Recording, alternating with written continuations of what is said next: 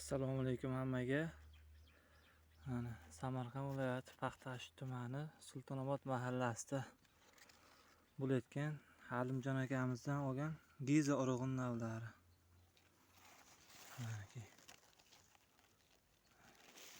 Mana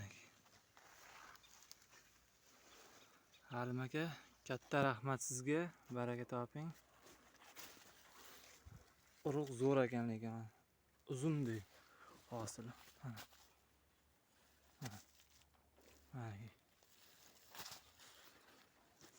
Kechadan oldi kunga terilgan bodring.